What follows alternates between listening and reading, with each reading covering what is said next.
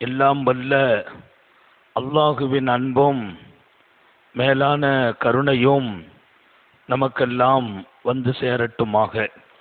நமது உயிரினும் மேலான கண்மணி நபிகள் நாயகம் ஸல்லல்லாஹு அலைஹி வஸல்லம் அவர்களின் அன்பையும் ஷஃபாஅத்தையும் பெறுவதற்கு அல்லாஹ் நம் எல்லோருக்கும் தௌஃபீக் செய்வானாக. வல்ல ரஹ்மான் நமக்கும் நம்முடைய பெற்றோர், மனைவி, மக்கள், குடும்பத்தார் யாவருக்கும் உயிருள்ள வரையிலும் உடல் சுகத்தை நசீபாக்கி தருவானாக. மருத்துவமனை கஷ்டம், அதன் சிரமம், செலவுகளிலிருந்து நிரந்தரமான பாதுகாப்பை அல்லாஹ் நம் எல்லோருக்கும் கொடுத்தருள் புரிவானாக.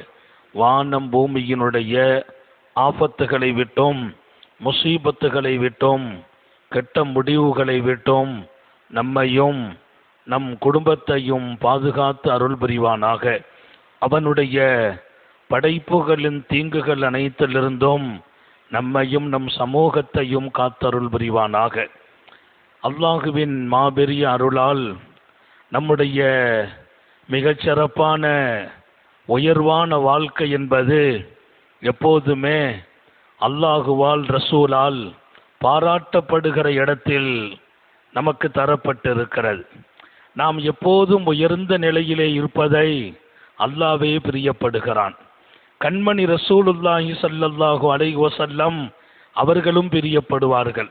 அல்லாஹ்வுக்கு பிரியமான செயல் என்று சொல்வார்கள் ஸல்லல்லாஹு அலைஹி வஸல்லம், இன்னல்லாஹ யுஹிப்பு மஆலில் உமூர். எல்லா காரியங்களிலும் அல்லாஹ் உயர்வானதையே பிரியப்படுகிறான். வாழ்க்கையிலே நான் உயர வேண்டும், அது என் ரப்புக்கு பிரியம். நான் உயர்ந்த காரியங்களில் பங்காற்ற வேண்டும், அது அல்லாஹ்வுக்கு பிரியம். என் செயல்பாடுகள் உயர்ந்திருக்க வேண்டும், அதுவும் ரப்புக்கு பிரியம். எப்போதுமே உயர்வு என்பது அது இறைவனே கொடுப்பது. நாம உயரணும்னு நினைக்கிற போது அல்லாஹ்வின் உதவியும் இருக்க வேண்டும். உயர்கிற போதெல்லாம் வாழ்க்கையின் தரம் விரிந்தும் விசாலமாகவும் மிகப்பெரிய மக்களின் நலனை நோக்கி போகிற போதெல்லாம் அவன் மகிழ்ச்சி அடைந்து கொண்டிருக்கிறான் என்பதை ஹாத்தமுன் நபியின் ஸல்லல்லாஹு அலைஹி வஸல்லம் சொல்வார்கள். நம்முடைய இலக்கு நாம் உயர்நிலை அடைய வேண்டும், மிக சிறந்த வாழ்க்கை நமக்கு கிடைக்கப்பெற வேண்டும். எப்போதுமே வாழ்க்கை பாதையில் சருகி விடுதல் ரொம்ப ஆபத்தானது, கீழே இறங்கி விடுவதும் ரொம்ப ஆபத்தானது. பெருமானார் கேட்ட துஆவில் ஒன்று, வஅஊது பிக்க மின் அறுதலில் உமுர். ரப்பே, எனக்கு ஒரு காலம் நீண்ட ஆயுள் என்பது பாக்கியம், நீண்ட ஆயுள் பாக்கியம். நம்ம கேட்க சொல்றாங்க. இந்த உலகத்தில் சின்ன வயதில் மரணம் வருவதை விட நீண்ட ஆயுள் வாழ வேண்டும் என்று கேட்கிறார்கள். அல்லாஹ் நம்ம எல்லாருக்கும் நீண்ட ஆயுளை தருவானாக. நம்ம மனைவி மக்களுக்கும் நீண்ட ஆயுள், அடுத்த தலைமுறைகளுக்கும் கிடைக்கணும். நீண்ட ஆயுள் பெரிய பாக்கியம். அதே சமயம் அண்ணல் எம்பெருமான் ஸல்லல்லாஹு அலைஹி வஸல்லம் பாதுகாப்பு கேட்கிறார்கள். வஅஊது பிக்க மின் அறுதலில் உமுர். இப்படி ஒரு ஆயுள் எனக்கு வேண்டாம். எப்படிப்பட்ட ஆயுள்? நான் தாழ்ந்து விடுவேனே, தரம் இறங்கி விடுவேனே, தெரிந்த விஷயங்கள் தெரியாமல் போய் தள்ளாடும் நிலைக்கு ஆளாய் குடும்பத்தில் இருப்பவங்க எப்ப இந்த மனுஷன் போவார் என்று எதிர்பார்ப்பார்களே, அந்த ஆயுள் எனக்கு வேண்டாம் என்றார்கள் எம்பெருமான். ஏன்? நம்முடைய கண்ணியம் இறங்கும். வீட்டில் நாம் தான் ராஜ்யம் செய்தோம், நம்மிடத்தில் தான் அதிகாரம் இருந்தது, நமக்கு தான் மனைவி, மக்கள், பிள்ளைகள், பேரன் பேத்திகள் எல்லாம் மிகப்பெரிய கண்ணியத்தை கொண்டு பார்த்தார்கள். இப்ப ஒரு கட்டம், எனக்கு மறதி ஏற்படுகிறது, நினைவாற்றல் குன்றுகிறது, வயதின் முதுமையால் படுத்த படுக்கையில் எல்லாம் நடக்க போகிறது, எழுந்திருக்க முடியவில்லை, நடக்க முடியவில்லை, தள்ளாடும் நிலை. அந்த ஆயுள் வேண்டாம். தெரிந்தவைகள் தெரியாமல் போகிற காலம். ஒன்னு சொல்வாங்க, மறந்துவிடும். எனக்கு மறதி என்பது என் மிகப்பெரிய எதிர்காலத்தை, என் நிம்மதியை குலைக்க வைத்து விடும். அப்படி ஒரு தள்ளாடும் நிலை நான் வராமல் பாதுகாப்பாயாக. அல்லாஹ் நம்ம எல்லாருக்கும் தௌஃபீக் செய்வானாக. நோக்கம் உயர்ந்த பின்னால் இழிந்து விடக்கூடாது, உயர்நிலை பெற்ற பின்னால் தாழ்ந்து விடக்கூடாது. அந்த உயர்நிலையை தக்க வைக்க வேண்டும். அது நமது மரணப்படுக்கையாக இருந்தாலும் அங்கேயும் கூட நினைவு குன்றிவிடாமல் இருக்க வேண்டும். நினைவு குன்றும். நம்ம மகன் நிற்பார், நமக்கு தெரியாது. நம்ம புள்ள நிற்பாங்க, நமக்கு புரியாது. யாருன்னு கேட்டா சொல்ல தெரியாது. அந்த வயசு வேண்டாம் என்று பாதுகாப்பு கேட்ட கண்மணி நாயகம் ஸல்லல்லாஹு அலைஹி வஸல்லம் மிகப்பெரிய முன்மாதிரி. இப்படிப்பட்ட ஒரு அழகான உயர்வான வாழ்க்கை நாம அடைவதற்கு இலக்கு எல்லாம் போற பாதைகள்ல பூரா ஜெயிக்கணும், வெற்றி பெறணும். நம்ம ஒரு முயற்சி எடுத்து அந்த முயற்சியிலிருந்து பின்வாங்க கூடாது. தோல்வி என்பது வாழ்க்கையின் சகஜம். தோல்வி என்பது வெற்றியின் முதல் படி. தோல்வி என்பது வெற்றியின் முதல் படி. தோத்துட்டோங்கிறதுக்காக ஃபீல்டை விட்டு வெளியில வர்றதா? நம்ம புள்ள தோத்துட்டு இல்ல பரீட்சையில ஃபெயில் ஆயிட்டு அப்படியே படிப்பை நிறுத்துவதா? மீண்டும் ஸ்டெப் எடுக்கணும். அடுத்த வருஷம் பாஸ் ஆகலாம், அரியர்ஸ் எழுதி கொள்ளலாம். இந்த ஒரு ஆர்வத்தை தான் பிள்ளைகளுக்கும் நமக்கும் நாம் வளர்த்து கொள்ள வேண்டும். தோல்வி நம்மை வெற்றியை நோக்கி பயணிக்கும் பாதையில் தூரமாக்கி விடக்கூடாது. உயர்வு பெற வேண்டுமா? வெற்றியை நோக்கி பயணிக்க வேண்டும். வெற்றியை நோக்கி பயணிக்கிற போதெல்லாம் வெற்றி மாத்திரம்தான் கிடைக்கும் என்று நினைத்து விடாதீர்கள். தோல்வியும் வரும், தோல்வியும் வரும். அந்த தோல்வியை தாங்க வேண்டும். தோல்வி நம்மை தோய்வடைய வைக்கக்கூடாது. முயற்சி செய்யணும். தோல்வி வரும்போது முயற்சியை சுத்தமா விட்டு வெளியில போறதா? போகக்கூடாது. வெற்றியை நோக்கி பயணிக்கிற போதெல்லாம் உயர்வை நாம் எதிர்நோக்குகிறோம் என்று பொருள். அந்த பயணத்திலே பாதுகாக்க வேண்டிய 2 அம்சத்தை சொன்னாங்க. வெற்றி பெறணும், உயர்வடையணும். 2 விஷயத்தை பாதுகாக்கணும். ஒரு விஷயம், உணர்ச்சி வசப்படாதீர்கள், கோபப்படாதீர்கள். வாழ்க்கையில பல பேரை சந்திப்போம். நம்முடைய பாதையில் அணுகிறவர்கள் பல பேர் இருப்பாங்க.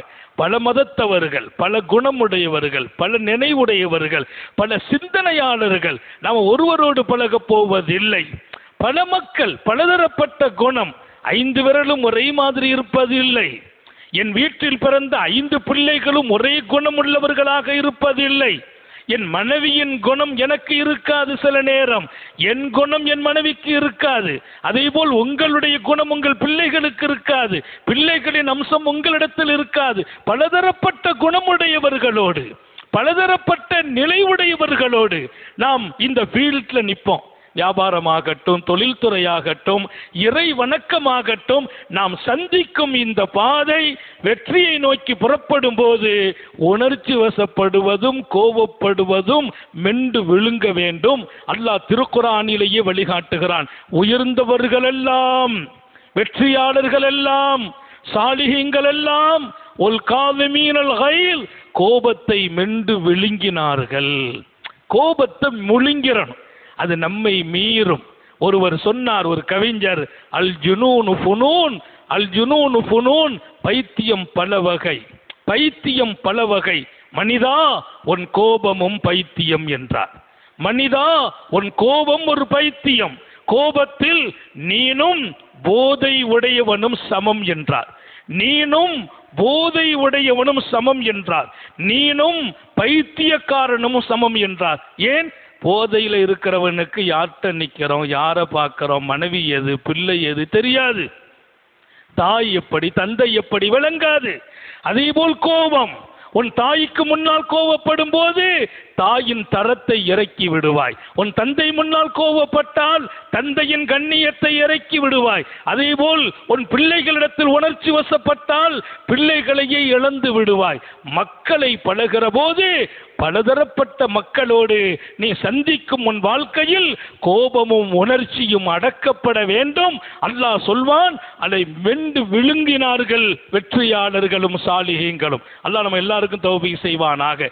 இங்கே பல மக்கள் இருக்கிறீர்கள். பள்ளிக்கூடத்திலே படிக்கிறவர்கள், கல்லூரியிலே படிக்கிறவர்கள், இன்னொரு பக்கம் வேலையை நோக்கி பயணிப்பவர்கள், முதலாளிகள், தொழிலாளிகள், எல்லாரும் அவரவர்களின் ஃபீல்டில், அவரவர்களின் அந்த காரியத்தில் வெல்ல வேண்டும், வெற்றி பெற வேண்டும், உயர வேண்டும்.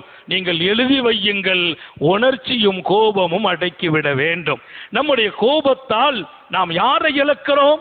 நல்ல நண்பர்களை, ஆசான்களை, உயர்ந்தவர்களை, பண்பாளர்களை, பரக்கத்துள்ளவர்களை இழந்து விடுவோம். கோபம், என்ன பேசுறோம், யார்கிட்ட பேசுறோம், எப்படி பேசுறோம். வாடிக்கையாளர், எனக்கு தெரிஞ்சு ஒருத்தர் தொடர்ந்து ஒரு கடையில் போய் சரக்கு வாங்குவார். தொடர்ந்து அந்த வாடிக்கையாளர் நீண்ட காலம், அவர் சொன்னார் எங்க வாப்பாவும் இந்த கடையில் தான் வாங்கினாருண்டு. அப்படி ஒரு வாடிக்கையாளர். அப்படிப்பட்ட அந்த வாடிக்கையாளர் திடீரென்று அந்த கடைக்கு போகாமல் நிறுத்தி கொண்டார். அந்த முதலாளியும் எனக்கு பழக்கம். முதலாளியும் எங்க பள்ளியில் எங்க தொலை வரக்கூடியவர், அவரும் பழக்கம். அவர் சொன்னார், ரொம்ப நாளா பழகுனவர் நின்று விட்டார்.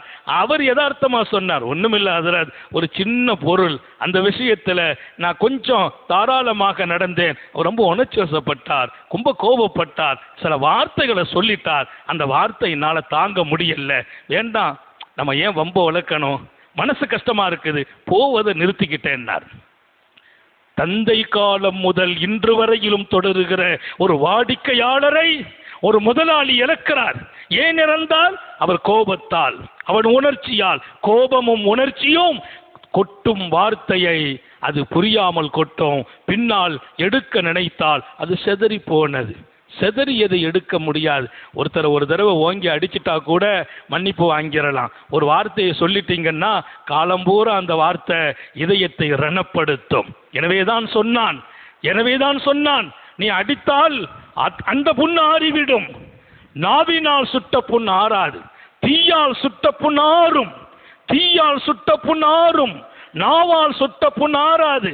நீ உன் தாயை கொடூரமாக பேசியிருந்தால் இன்னைக்கு அவங்க மௌத்தா போயிட்டாங்க, நினைத்து நினைத்து நீ வருந்த வேண்டும். உன் தந்தையை தவறாக நீ பேசியிருந்தால் இன்றைக்கும் நீ கவலைப்பட வேண்டும். ஏன்? அந்த கோபம் அடக்கப்படாததால், உணர்ச்சியை கட்டுப்படுத்தாததால் வார்த்தைகள் 1000 இதயங்களை ரணப்படுத்திவிடும். அதிலே நாம் உறவுகளை இழக்குகிறோம், சொந்தங்களை இழக்கிறோம், நல்ல நண்பர்களை இழக்கிறோம், சாலிஹீன்களை, பரக்கத்துடையவர்களை இழக்கிறோம், வாடிக்கையாளர்களை இழக்கிறோம். நம்முடைய கோபத்தில், நம்முடைய உணர்ச்சியில் வெண்டு விழுங்குங்கள் என்றானே அல்லாஹ், வெண்டு விழுங்காததால் அது ஒரு பைத்தியம் என்றார்கள் சாலிஹீன்கள். சித்திகுல் அக்பர் ரலியல்லாஹு அன்ஹு அவர்களுக்கு எம்பெருமான் ஒரு நிலத்தை கொடுக்கிறார்கள். அதேபோல் ரபியத்துல் அஸ்லமி ரலியல்லாஹு அன்ஹு அவர்களுக்கும் ஒரு நிலத்தை கொடுக்கிறார்கள். காத்தமுன் நபியின் அடுத்தடுத்து நிலம். பெருமானார் பெரிய கொடைவல்லல். அபூபக்கர் சித்திக் போன்ற பணக்காரர்களுக்கு கூட சொத்து கொடுக்கிற கொடைவல்லல் நபி பெருமானார் ஸல்லல்லாஹு அலைஹி வஸல்லம். ரபியத்துல் அஸ்லமி ஏழை, அபூபக்கர் பணக்காரர், 2 பேருக்கும் சொத்து கொடுக்கறாங்க உத்தம நபிகள் ஸல்லல்லாஹு அலைஹி வஸல்லம். பெருமானார் ஏழையாகத்தான் பிறந்தார்கள், ஏழையாகத்தான் வாழ்ந்தார்கள். ஆனால் கோடி கோடி அவருடைய காலடியில் கிடந்தது, கோடி கோடியாக காலடியில் கிடந்தது. கொடுத்து கொடுத்து சிவந்த கரங்கள், காத்தமுன் நபியின் ஸல்லல்லாஹு அலைஹி வஸல்லத்தின் கரங்கள், விரிந்த உள்ளம், விசாலமான எண்ணம், பரந்த சிந்தனை, உலகம் திரும்பி பார்க்கிற அற்புதமான மாமனிதர் முஹம்மது ரசூலுல்லாஹி ஸல்லல்லாஹு அலைஹி வஸல்லம். அபூபக்கர் சித்திக்கு ஒரு நிலம், ரபியத்துல் அஸ்லமி 2 அடுத்தடுத்த நிலம் பெருமானார் ஸல்லல்லாஹு கொடுத்தாங்க. அதுல ஒரு பேரீச்சம் மரம் ஒன்று நிற்கிறது. அந்த பேரீச்சம் மரத்தை ரபியத்துல் அஸ்லமி அது என் நிலத்திற்கு சொந்தம் என்கிறார். என் நிலத்திற்கு சொந்தம். அபூபக்கர் சித்திக் ரலியல்லாஹு அன்ஹு அன்னலார் அளந்து கொடுத்த போது இந்த மரம் என் நிலத்திற்கு சொந்தம் என்கிறார்கள். 2 பேரும் பெரிய மனிதர்கள்.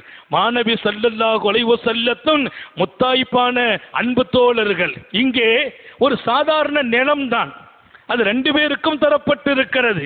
அதில் ஒரு மரம், அது இந்த நிலத்தை சார்ந்ததா, அதை அடுத்திருக்கிற நிலத்தை சார்ந்ததா என்ற விவகாரத்தில் ஒருத்தருக்கொருத்தர் அந்த வார்த்தை கொஞ்சம் வந்தபோது ஹஜ்ரத் ரபியா சொன்ன வார்த்தை, யாத்தி துன்யா, உலகம் நமக்கு முன்னால் வந்து விட்டதே என்றார்கள்.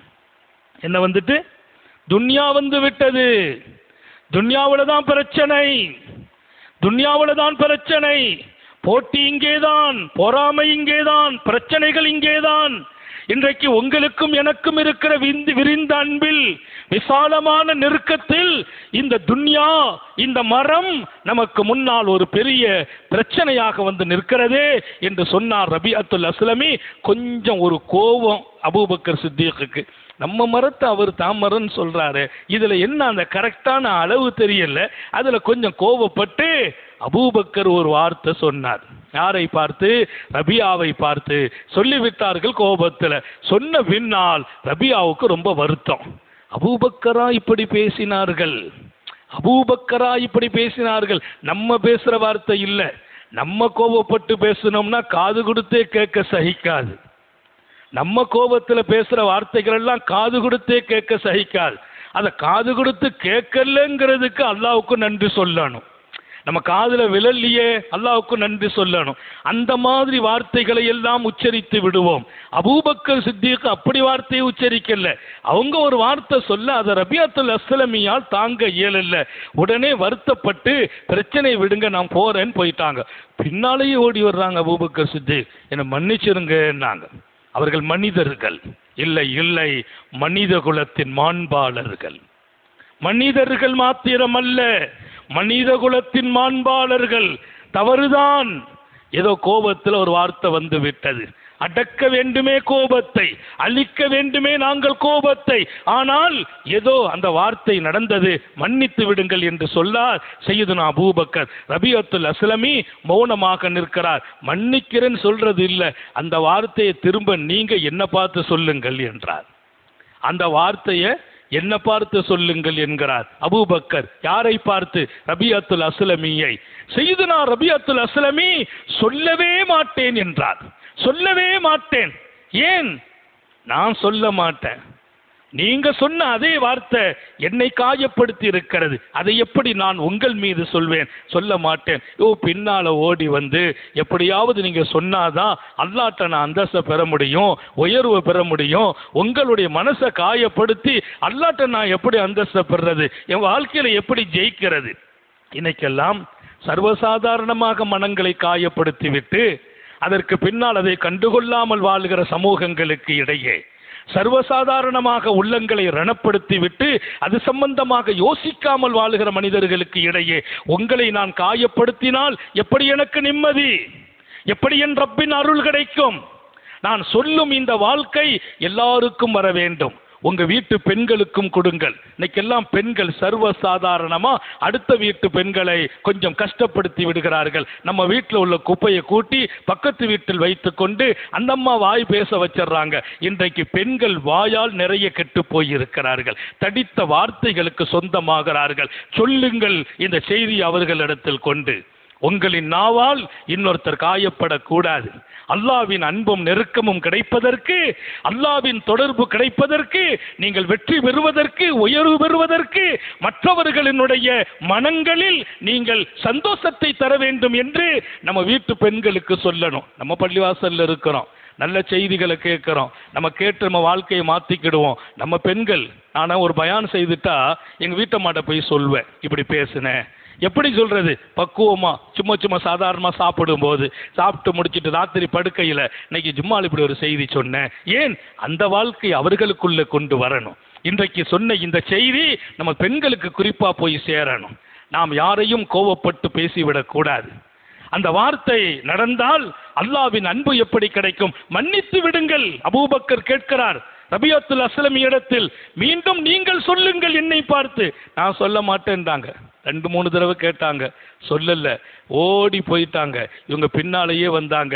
நேரா வந்து ரசூல் ஸல்லல்லாஹு அலைஹி வஸல்லம் தர்பாரில் வந்து சொல்லிட்டாங்க, இந்த மாதிரி ஒன்று நடந்துச்சு.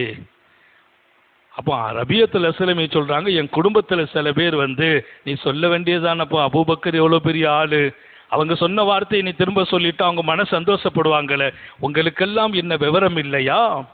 என்னை பார்த்து அபூபக்கர் சொல்லலாம், அபூபக்கரை பார்த்து நான் சொன்னால் என் ரப்பு விருப்பப்படுவானா? யார் அபூபக்கர்? எத்தனை பெரிய மனிதர், நபி பெருமானாரோடு எவ்வளவு பெரிய அன்பு. அந்த வார்த்தையை சொல்லலங்கிறது அபூபக்கரை காயப்படுத்த அல்ல, அபூபக்கர் உயர்ந்தவர்கள், அவங்கள பார்த்து நான் சொல்வதா? அபூபக்கர் என்ன பேசிட்டாங்க, பரவாயில்லை, நான் மன்னிச்சுக்கிறேன். அபூபக்கர் திரும்ப சொல்ல சொன்னார்களே, அதை எப்படி என் நாவு சொல்லும்? அபூபக்கரை பார்த்து நான் பேசினால் அல்லாஹ் கோபப்பட மாட்டானா என்று பேசினார் ரபியா. அப்பந்தான் விளங்குச்சு ரபியா எத்தனை இதய பரிசுத்தமானவங்க. இன்னைக்கு நமக்கு பெரிய மனுஷங்க என்ன, உயர்ந்தவங்க என்ன, நபிமார்கள் என்ன, வலிமார்கள் என்ன, சாலிஹீங்கள் என்ன, எல்லாரையுமே லேசா பேசுகிற ஒரு மனோபாவம் மனிதர்களிடத்தில் உருவாகி இருக்கிறது. உயர்ந்தவர்கள் உயர்ந்தவர்களே, கண்ணியமானவர்கள் கண்ணியமானவர்களே, அல்லாஹ்வின் அன்பை பெற்றவர்கள் பெற்றவர்களே, அல்லாஹ்வோடு தொடர்புடையவர்கள் மகத்தானவர்களே. உங்கள் பார்வையில் அவர்கள் லேசாக இருக்கலாம், அவர்கள் அல்லாஹ்வின் பார்வையில் உயர்ந்தவர்கள். எனவே நமது நாவு என்பது ரொம்பவே பேணப்பட வேண்டும். உச்சரித்து விடலாம், அவர்களும் மன்னித்து விடலாம். அல்லாஹ் ஒருவன் பார்ப்பான் இல்லையா? இங்கே உங்கள் இதயத்தில் நான் பதிவு செய்கிறேன். இது மாதிரியான உணர்வுகளை நம்ம மகள்கிட்ட சொல்லணும், நம்ம மனைவிட்ட சொல்லணும், நம்ம தாயார்கிட்ட போய் சொல்லணும். ரொம்ப கவனம், இன்றைக்கு ரொம்ப ரொம்ப கவனக்குறைவுகள் இதில் ஏற்படுகிறது. வெற்றி என்பது என் இலக்கு, உயர்வு என்பது என் நோக்கம். நான் வீழ்ந்தே விடக்கூடாது, தாழ்ந்தே விடக்கூடாது. அதற்கு போற இந்த பாதையில் 1000 சருகுதல் இருக்கும். அதில் ஜெயிப்பதற்கு முன்னால சில பேர் எப்பா இதெல்லாம் சரி வருமாம்பாங்க, இந்த பாதைக்கெல்லாம் நீ வெற்றி பெற முடியுமா? அவங்க நம்ம மனசை தளர்த்துறாங்கன்னு அர்த்தம். அதையும் மீறி நாம் பாதையை நோக்கி போகணும். அப்போ நம்ம அவங்கள்ட்ட கோபம்லாம் படக்கூடாது. கோபமும் உணர்ச்சியும் வெற்றியை தடுக்கும். எனவே சித்திகுல் அக்பர்ட்ட ஹஜ்ரத் ரசூலுல்லாஹி ஸல்லல்லாஹு அலைஹி வஸல்லம் தர்பாருக்கு வந்தபோது ரபியாவை பார்த்து ரசூல் சொன்னாங்க, என்னப்பா அபூபக்கர் தானே சொன்னார், நீ மன்னிச்சிட வேண்டியதானே? நான் மன்னிச்சிட்டேன் யா ரசூலல்லாஹ், என் அபூபக்கரை மன்னித்து விடுங்கள். பெருமானார், என் அபூபக்கரை மன்னித்து விடுங்கள். அபூபக்கர் கோபப்படுபவர் அல்ல, வேகப்படுறவர் அல்ல. ஏதோ கோபப்பட்டிருக்கிறாங்க. நான் சொல்லட்டுமா, நீங்கள் எல்லாரும் என்னை ஏற்றுக்கொள்ளாத போது என் அபூபக்கர் ஏற்றுக்கொண்டார். அவர் அந்தஸ்தை யாரு பெற முடியும் என்று கேட்கிறார்கள். ஹாத்தமுன் நபியின் ஸல்லல்லாஹு அலைஹி வஸல்லம் அபூபக்கர் சொல்கிறார், ரபியா நீங்கள் என்னை மன்னிக்க வேண்டும். பெருமானார் என் கண்ணியத்தை சொல்றாங்க, ஆனா நான் உங்களை கஷ்டப்படுத்தி விட்டேன், மன்னித்து விடுங்கள். இதோ நான் மன்னிக்கிறேன் யா ரசூலல்லாஹ். அதான் வாழ்க்கை. நம்ம செய்த தவற உணரணும், மன்னிப்பு கேட்கணும். அவங்க மன்னிக்கிறேன்னு சொல்லணும், கேட்கப்படுறவங்க மன்னிக்கணும், இவங்க கேட்கணும். இன்னைக்கு மீண்டும் மீண்டும் நாம் நமக்கிடையே வருத்தங்களை வளர்த்து விடுவோம் என்றால் நிம்மதி இழக்கிறோம், வெற்றியை இழக்கிறோம். எனவே வெற்றியை நோக்கி இந்த பயணிக்கும் பாதையில் உணர்ச்சிகளை கட்டுப்படுத்துவோம், கோபத்தை மெல்லுவோம், விழுங்குவோம் என்று அல்லாஹ் சொன்னதை போல் சர்க்காரை ஆலம் ஸல்லல்லாஹு அலைஹி வஸல்லம் வாஹ்சின் இலா மன் அஸா இலை, உனக்கு தீங்கே ஒருவர் செய்தாலும் அவருக்கு நீ நல்லதை பகரமாக செய்துவிடேன் என்கிறார்கள். என்னப்பா குறைஞ்சு போயிடுவ? உனக்கு தீங்கு செய்தவருக்கு பகரமா தீங்கு தான் செய்யணுமா?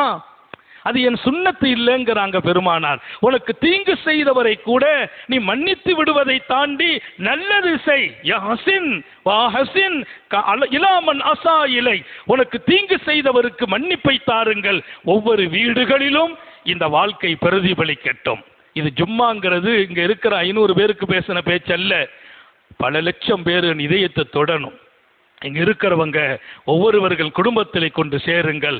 நம்முடைய வாழ்க்கையில் நமக்கு தீங்கு செய்தவர்களுக்கும் நாம் நல்லதை செய்கிற மனோபக்குவம் படைத்தால் நாம் சிறக்கிறோம், உயர்கிறோம், ஜொலிக்கிறோம். அல்லாஹ் அப்படிப்பட்ட ஒரு நல்ல வாழ்க்கையை ஒவ்வொரு வீடுகளிலும் ஹயாத்தாக்கி வைப்பானாக, ஒவ்வொரு உள்ளங்களிலும் நின்று வாழச் செய்வானாக. நீண்ட நெடிய நாட்கள் நோய் நொடிகள் இல்லாமல் உடல் ஆரோக்கியத்தோடு மன நிறைவோடு இன்பத்தோடு அல்லாஹுவை நின்று வணங்கி வழிபட்டு வாழும் நசீபையும் பாக்கியத்தையும் எல்லாம் அல்லாஹ் உங்களுக்கும் எனக்கும் நம்மை ஈன்றெடுத்த தாய் தந்தையர்களுக்கும் நமது மனைவி மக்கள் உற்றார் உறவினர் யாவருக்கும் கொடுத்தருள் புரிவானாக. நமது உயிரினும் மேலான கண்மணி ஹாத்தமுன் நபியின் சர்க்காரே ஆலம் சுந்தர நபிகள் ஸல்லல்லாஹு அலைஹி வஸல்லம் அவர்களை கனவிலும் நனவிலும் கண்டுகளிக்கும் பெரும் பாக்கியத்தை அல்லாஹ் நம் எல்லோருக்கும் கொடுத்தருள் புரிவானாக என்ற நல்ல துஆக்களோடு உங்கள் எல்லோருடைய துஆவை ஆதரவைத்து என் வார்த்தைகளை நிறைவுபடுத்துகிறேன். வ ஆஹிரு தஅவானா அனில் ஹம்துலில்லாஹி ரப்பில் ஆலமீன். அஸ்ஸலாமு அலைக்கும்.